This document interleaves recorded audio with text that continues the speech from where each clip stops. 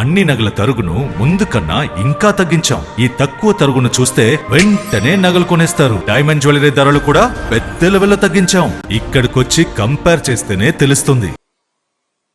కూటమి ప్రభుత్వం అధికారంలోకి వచ్చాక ఈ 18 నెలల్లో మన రాష్ట్ర అప్పు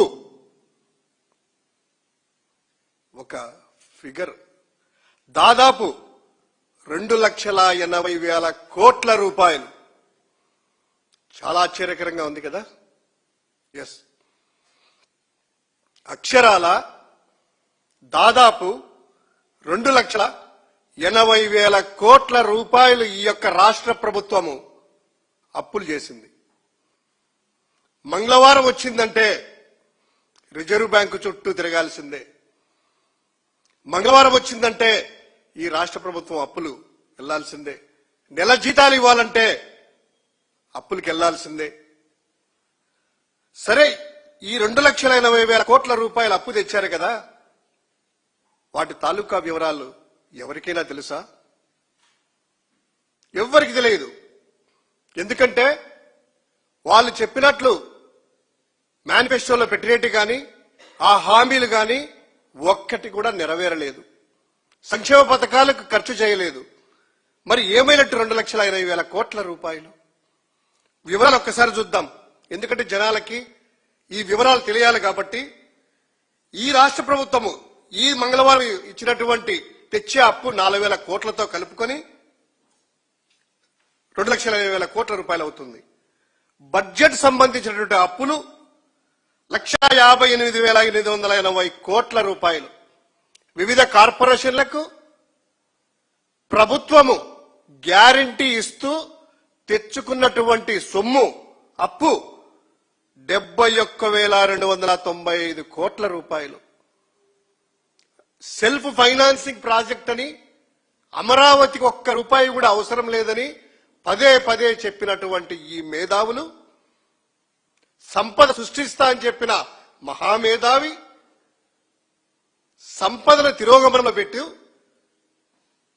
అప్పుల్లో ప్రపంచంలో ఎవరు కూడా పరిగెత్తలేనంత స్పీడ్లో అప్పులు పరిగెత్తా ఉన్నాయి. 47,387 కోట్ల రూపాయలు రాజధాని కోసం ఇప్పటి వరకు అప్పు.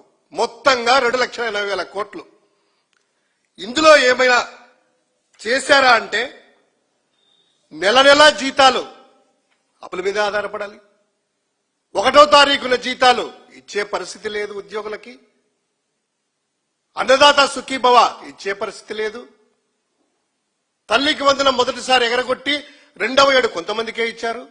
నిరుద్యోగ భృతి 3,000 రూపాయలు ఇస్తా అని చెప్పి నిరుద్యోగులకు మాటలు చెప్పి అది చేయలేదు. మహిళలకు 1,800 రూపాయలు ఇస్తా నెలకని చెప్పి దానికి సంబంధించింది కూడా లేదు. ఏమైనట్టిదంతా కూడాను లెక్కలున్నాయా? లెక్కలు లేవు. సంక్షేమ పథకాలు ఖర్చు పెట్టారా? లేదు. బినామీ సంస్థలకు వెళ్తున్నాయా? మీ జోబుల్లో చాటుమాటుకు వెళ్తున్నాయా? మరి ఎక్కడికి పోతున్నాయి?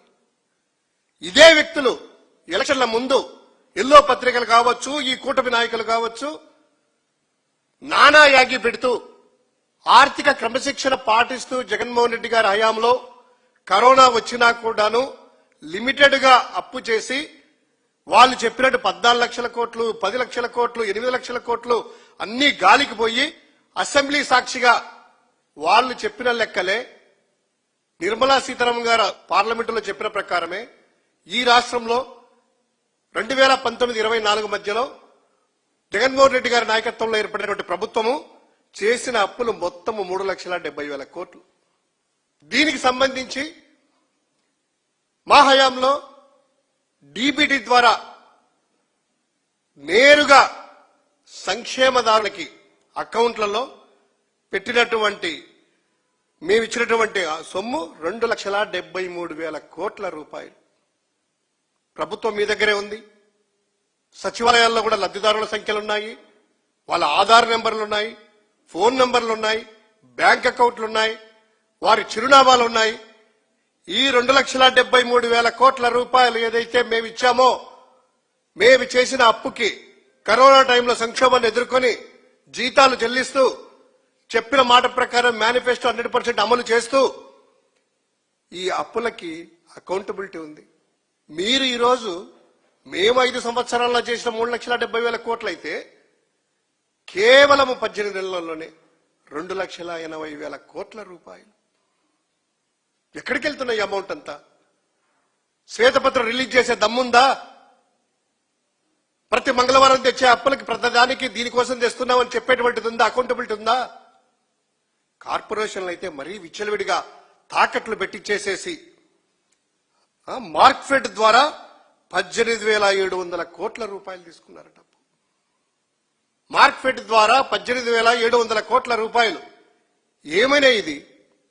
మీరు చెప్పిన మాట ప్రకారము రైతులకి, మామిడి రైతులకి కిలో 4 రూపాయల లెక్కన 260 కోట్లు ఇవ్వాల్సింది. దానికి ఇస్తామని చెప్పి మీరు చేసినటువంటి ఈ 18,700 కోట్ల రూపాయలు మార్క్ఫెడ్ అప్పుల్లో 260 కోట్ల రూపాయలు రైతులకి, నష్టపోయినటువంటి మామిడి రైతులకు కేజీ 4 రూపాయల లెక్కన మీరు ఇస్తామని చెప్పి ఇచ్చినటువంటి దానికి అప్పు చేసి ఎందుకు వారికి ఇవ్వలేదు? మొన్న కూడా రోడ్లు ఎక్కారు. మామిడి రైతులు మాకు ఇవ్వాల్సిన కిలో 4 రూపాయల లెక్కన చెప్పారు కదా, ఏమైందని. కానీ ఇక్కడేమో మార్కెట్ ద్వారా 18,700 కోట్ల రూపాయలు అప్పు చేశారు. కానీ 260 కోట్లు కూడాను ఎందుకు చెల్లించలేకున్నారు? ఎక్కడికి పోతున్న ఈ అమౌంట్? అదేవిధంగా మైనింగ్ ద్వారా 9,000 కోట్ల రూపాయల అప్పులు తీసుకున్నారు. మైనింగ్ అంతా ప్రైవేట్ యాజమాన్యాన్ని కట్టబెడుతూ భవిష్యత్తులో వచ్చే రాయితీలని, ఆదాయాలని నేరుగా రాష్ట్ర ఖజానాకు కూడాను నియంత్రణ లేకుండా నేరుగా చెల్లించేటువంటి విధానాన్ని తెచ్చి దాన్ని కూడా దివాలా తీస్తున్నారు. అదేవిధంగా విమానాశ్రయాల అభివృద్ధి కోసమని 1,000 కోట్ల రూపాయలు అప్పులు తెచ్చారు.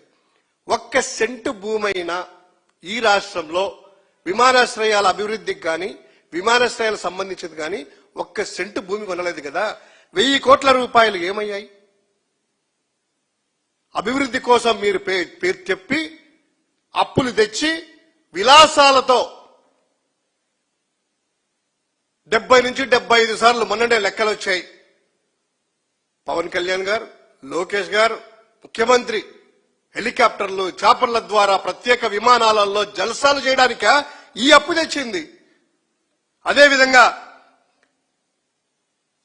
దీనికి సంబంధించింది అయితే మరీ దారుణంగా మద్యాన్ని కార్పొరేషన్ ద్వారా, బెవరేజెస్ కార్పొరేషన్ తాకట్టు పెట్టి భవిష్యత్తులో ఈ ఇయర్ 20,000 కోట్ల రూపాయలు మందు దాపించాము, వచ్చే సంవత్సరానికి 35,000 కోట్ల రూపాయలు తాపిస్తాము, ఆ మీదటి 50,000 కోట్ల రూపాయలని ప్రొజెక్షన్స్ ఇచ్చి వారి ద్వారా మీరు సేకరించినటువంటి 5,400 కోట్ల రూపాయలు ఆ కార్పొరేషన్ తాకట్టు పెట్టి నార్మల్ గా రిజర్వ్ బ్యాంక్ గైడ్ లైన్స్ ప్రకారము స్టేట్ డెవలప్మెంట్ కోసం, స్టేట్ లెవెల్ డెవలప్మెంట్ కోసము ఏదైనా అప్పు తెస్తే ఎఫ్ఆర్బిఎం పరిధికి లోబడి ఆ అప్పు 6.5% వడ్డీకి మించి ఉండరాదు అనేటువంటి గైడ్ లైన్స్ ఉన్నా కూడా మీరు ఈ బివరేజెస్ కార్పొరేషన్ తాకట్టు పెట్టి 9.15 అత్యధిక వడ్డీ రేటుకి, ఒక్కసారి గమనించండి. ఆర్బీఐ గణాంకాలేమో, ఆర్బీఐ ఏమో కండిషన్స్, నియంత్రణ అంతా కూడా పాటించాలి, 6.5% మించి వడ్డీలు తీసుకురాకూడదని చెప్పి నియంత్రణలు ఉన్నా కూడా అధిగమించి మీరు ఈరోజు 9.15% అత్యధిక వడ్డీ రేట్లకి తెచ్చారంటే అసలు ఏమైపోతుంది రాష్ట్రం? ఇదే ఎల్లో మీడియా, ఇదే బాబు గారు, ఇదే పవన్ కళ్యాణ్ గారు ఎలక్షన్ల ముందంతా తిరిగి రాష్ట్రం శ్రీలంక అయిపోతుందని ఒకరంటారు. మేధావుల రూపంలో వచ్చి కొంతమంది మాట్లాడేవాళ్ళు, అబ్బో జగన్మోహన్ రెడ్డి గారంతా కూడా ఏం చేస్తున్నారు, ఏంటి ఇలా అయిపోతుంది శ్రీలంక, ఇథియోపియా, అసలు రాష్ట్రం అప్పుల కుబిలో ఉంది. ఒకడు రాస్తాడు ఆ ఎల్లో మీడియా, ఆ రోతనాడు పత్రిక అయితే ఇంతకుముందు రాసేవాళ్ళు. ఎప్పటికీ ఇది 2021 నుంచి 20 నుంచే అప్పు డే తెచ్చేసాం. అప్పు డే అంటే ఎవరి రోజు వాళ్ళ ఎటకారాలు, వీళ్ళు అప్పు డే అంట. జగన్మోహన్ రెడ్డి గారు ప్రజల అవసరార్థ కోసము నియంత్రణలో ఆర్థిక క్రమశిక్షణ పాటిస్తూ తెచ్చిన అప్పుకి అకౌంటబిలిటీగా ఎవరెవరికి ఎక్కడ పంచామనేటువంటిది ఉన్నా వీళ్ళు రాసినటువంటి రోత రాతలు ఈ రోజు ఏం రాస్తారు? రుణ సమీకరణ అంట. ఆ రోజు పతాక శీర్షికలో మొదటి పత్రికలో మొదటి పేపర్లో అచ్చు వేసినటువంటి ఈ కూతలు, ఈ రోతలు ఈ రోజు తనకిష్టమైనటువంటి బాబుగారు వచ్చే లోపల ఈ రోత పత్రికలో ఏం రాస్తారు? ఈ నెల 30న 4,000 కోట్ల రుణ సమీకరణ అంటే చిన్న అక్షరాల్లో ఎక్కడ 24వ పేజీలో జస్ట్ ఇంత ఐటమ్ రుణ సమీకరణ అంట. ఆ రోజుల్లో విద్వాంసం ఉన్నారు. 5 సంవత్సరాల్లో 3,70,000 కోట్లు ఎక్కడ, 18 నెలల్లో 2,80,000 కోట్లు ఎక్కడ? ఒక్కసారి మేధావులారా, రాష్ట్ర ప్రజలారా ఒక్కసారి ఆలోచన చేయాల్సిన అవసరం ఉంది. ఈ రోజు రాష్ట్రము ఆ రోజు జగన్మోహన్ రెడ్డి గారు బాగుపరిస్తే 10 ఏళ్లను వెనక్కి తీసుకెళ్తే ఫార్వర్డెడ్ గా వాళ్ళు చేసినటువంటి అరాచకాలన్నీ కూడా నిర్మూలించి ప్రజల కరోనా టైంలో సంక్షేమం అందిస్తూ ఉద్యోగులని అందరినీ కూడాను సాటిస్ఫై చేసి ముందుకెళ్తే ఈ రోజు వాళ్ళు ఈ రాష్ట్రాన్ని శ్రీలంక, ఇథియోపియా కాదు కదా, సౌత్ సూడాన్ కంటే ప్రమాదకరంగా మార్చేశారు. సౌత్ సూడాన్ చాలా నయమేమో. ఈ రాష్ట్రము దివాలా తీయబోతుంది. ఈ రాష్ట్రాన్ని ఇలాగే వీళ్ళు విధ్వంసం కొనసాగితే ఇప్పటికే సంరక్షించేటువంటి పొజిషన్లో లేదు, ఇంకా అధ్వానంగా తయారవుతుంది. అసలు ఈ రాష్ట్రంలో మీరు చేసినటువంటి అప్పులకి మరి అక్కడికి వెళ్తే ఈయన అంటారు బాబు గారు మీటింగ్ లో పెట్టుకొని జిఎస్డిబిలో నెంబర్ 1, గ్రోత్ రేట్ లో నెంబర్ 1, 22% వృద్ధి, 60% వృద్ధి అనేటువంటి పదే డబ్బాలు కొడతారు కదా. ఆ డబ్బాలన్నీ తేట తేల్చని తెలుస్తూ ఆర్బీఐ గణాంకాలు, కాగ్ లెక్కలు వివరిస్తానే ఉంది. ఇప్పుడు ఎలా ఇంత ఘోరంగా ఉంది అనేటువంటి పరిస్థితులు వాళ్ళ యొక్క లెక్కల్ని దాచిపెడుతూ ప్రజలకి మీడియా ద్వారా అబద్ధాలు చెబుతూ అప్పులు చేస్తూ మీ బినామీలకు దోచుకుంటూ రాష్ట్రాన్ని దివాలా తీస్తున్నారు. చాలా అధ్వాన్నమైన పరిస్థితిలో ఉంది. ఈరోజు శ్వేతపత్రం ఎందుకు రిలీజ్ చేయరు? తెచ్చిన అప్పులు ఈరోజు 4,000 కోట్ల రూపాయలు అప్పు తెస్తున్నాం కదా, ఈ 4,000 కోట్ల రూపాయలు పలానా దానికి పెడుతున్నాం ఖర్చు. 18,000 కోట్ల రూపాయలు మార్కెట్కి తెచ్చాము, పలానా దానికి ఇచ్చాము, ఈ రైతుకి ఇచ్చామా, ఉల్లి రైతుకి ఇచ్చామా, మిర్చి రైతుకి ఇచ్చామా, పొగాకు రైతుకి ఇచ్చామా? ఎవరిని ఆదుకున్నారు? లెక్కలుండవు. తేవడం, దోచుకోవడం, పంచుకోవడం. ఇది ఈ రాష్ట్రం యొక్క ఆర్థిక పరిస్థితి. శ్రీలంక, ఇథియోపియా చాలా బెటర్ పొజిషన్లో ఉన్నాయి. సౌత్ సూడాన్ కంటే ఘోరమైనటువంటి పరిస్థితుల్లోకి, అంచుల్లోకి ఈ ఆంధ్ర రాష్ట్రం ఉంది. దీన్ని భగవంతుడే కాపాడాలి, ఈ పాలకుల నుంచి ప్రజలే రక్షించుకోవాలి అని విన్నవించుకుంటున్నాం. Thank you.